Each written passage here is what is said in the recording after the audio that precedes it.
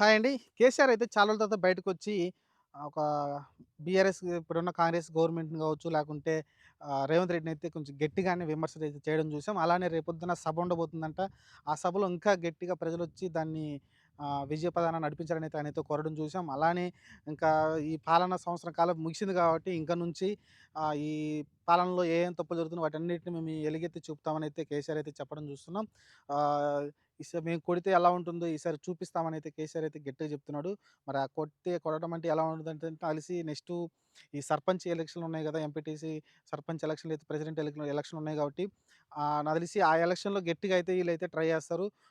ఏదైతే ఎంపీ సీట్లు చాలా దారుణంగా ఓడిపోయారో వాళ్ళు దాని నుంచి తెరవడానికి చాలా టైం పట్టింది కేసీఆర్ గాని, కేటీఆర్ గాని. కానీ కేటీఆర్ ప్రజల మధ్యలో తిరుగుతున్నాడు గానీ కేసీఆర్ అయితే ఫార్మ్ హౌస్‌కే పరిమితం అయిపోయాడు. చాలా రోజుల తర్వాత నుంచి ఇంక ఫార్మ్ హౌస్ నుంచి బయటకొచ్చాడు. రీసెంట్‌గా అందరూ చెప్తున్నారు గదా! అసెంబ్లీకి రావట్లేదు కేసీఆర్. ఆరోగ్యం బాగుపడిన తర్వాత అసెంబ్లీకి రావట్లేదు. ఆయన దాక్కుంటున్నాడన్న అన్న వాళ్ళందరికైతే నిన్న సమాధానంగొచ్చి నేను ఫార్మ్ హౌస్ నుంచి బయటకొచ్చాను. ఇంగ కొడితే ఎలా ఉంటదో మీకు చూపిస్తాను. నా దెబ్బ ఎలా ఉంటదనైతే చూపిస్తానంటున్నాడు.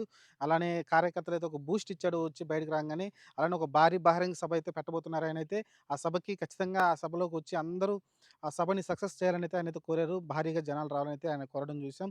అలానే ఈ కాంగ్రెస్ ప్రభుత్వం వచ్చి దాదాపు సంవత్సరం అయిపోయింది. ఇప్పటిదాకా మేము సైలెంట్‌గున్నాం. ఇక నుంచి ఆహ్, ఈ ప్రభుత్వం చేసే తప్పొప్పులన్నిటిని మేము రెగ్యులర్‌గా ఇన్ని రోజులు మేము వదిలేసాం. ఆర్థికంగా లేకుంటే ఇది ఆహ్, కాంగ్రెస్ గవర్నమెంట్ వచ్చి ఏదన్నా మంచి పనులు చేస్తే దాన్ని మేము సమర్థించాలనుకున్నాం. కానీ చాలా తప్పొప్పులైతే వాళ్ళైతే చేయడం చూసాం. ఆ తప్పులనైతే మేము ఎలుగెత్తి చూపుతామనైతే కేసీఆర్ అయితే చెప్పడం చూస్తున్నాం. ఎందుకంటే ఒక పక్కన కేటీఆర్‌కు జైలుకెళ్తాడని ఇవాళ రేపు అన్నట్టుగా ఊగుతా ఉంది అటు ఇటు. కవిత కేసులో ఎళ్లి జైల్‌లో ఉండి రావడం చూసాం మనమైతే. ఇలా అంతా నీరసించిపోయిన బీఆర్ఎస్ కార్యకర్తలు నిన్నొచ్చి కేసీఆర్ అయితే చాలా చాలా ఉత్సాహాన్నయితే బీఆర్ఎస్ కార్యకర్తలనైతే నింపడం చూసాం. చూద్దాం మరి కేసీఆర్ మరి ఆ సభలో బూతులు లేకుండా మాట్లాడతాడా? లేకుంటే సేమ్ స్టైల్ ఉంటుంది గదా! 2014లో దానికి ముందు ఏదైతే కేసీఆర్ ఉన్నాడో ఆ స్టైల్ ఆఫ్ కేసీఆర్ మళ్ళీ బయటకొచ్చి రేవంత్ రెడ్డి పైన విరుచుకుపడి మరి ఎలా మళ్ళీ, మళ్ళీ గవర్నమెంట్ ఇంకా 4 సంవత్సరాలు ఉంది గదా! ఆలోపు బీఆర్ఎస్‌ని గట్టిగా ఎందుకంటే ఒక పక్కన చూస్తే మీ బీజేపీ చాలా పుంజుకుంటా ఉంది. నిన్న చూస్తే ఎంపీ సీట్లు ఎలా వచ్చిందో చూసాం. అలానే ఎమ్మెల్యే సీట్లు కూడా కొన్ని దక్కించుకోవడం చూసాం. ఓవరాల్‌గా చూసుకుంటే బీఆర్ఎస్‌కైతే చాలా కష్టకాలంలో నడుస్తా ఉంది. దాన్ని మళ్ళీ ఎందుకంటే ఒక పక్కన కేటీఆర్‌కి ఆల్మోస్ట్ అంతా హ్యాండ్ ఓవర్ చేశారు. కానీ కేటీఆర్ దాన్ని సరిగ్గా నడపలేకపోతున్నాడు ఏంటనేది తెలీదు గానీ, ఈ సంవత్సర కాలంలో పెద్దగా కేటీఆర్ కొన్ని పోరాటాలు చేశాడు గానీ, పెద్దగా స్పందన అయితే రాలేదు. అందుకనే ఇంగ తండ్రి గారినైతే రంగంలో దింపినట్టే తెలుస్తుంది కేసీఆర్‌ని. చూద్దాం ఆ సభలో మరి ఏమేమి గవర్నమెంట్ పైన ఎలాంటి విమర్శలు చేస్తారని చూద్దాం. ప్రస్తుతానికైతే ఆహ్, ఈ మేము కొట్టబోయే దెబ్బ గట్టిగా ఉంటుందంటున్నాడు. చూద్దాం ఒకవేళ గవర్నమెంట్‌ని ఏమైనా కూల్చేస్తారేమో!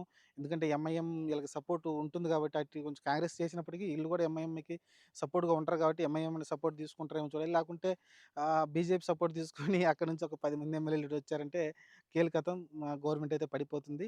చూడాలి మరి ఇగ మరి గట్టిగా దెబ్బ కొడతా అంటున్నాడు. మరి ఆ దెబ్బ ఏం దెబ్బ కొడతాడని చూడాలి. అలానే సర్పంచ్ ఎన్నికలు రాబోతున్నాయి గదా! ఎంపీటీసీ, జెడ్పీసీ ఎన్నికలైతే రాబోతున్నాయి. ఇంకా ఆ ఎన్నికల్లో గూడా వీళ్ళు ప్రూవ్ చేసుకోవాల్సి ఉంటుంది బీఆర్ఎసోళ్ళు. ఆ ఎన్నికల్లో మటుకు మంచిగా పర్సెంటేజ్ తోటి వీళ్ళు గెలవగలిగితే ఈళ్ళ పార్టీ తరపున సర్పంచులు గాని, మిగతా ఎంపీటీసీలు, జెడ్పీసీలు గెలవగలిగితే కాంగ్రెస్‌కి అది మైనస్ అవుతుంది.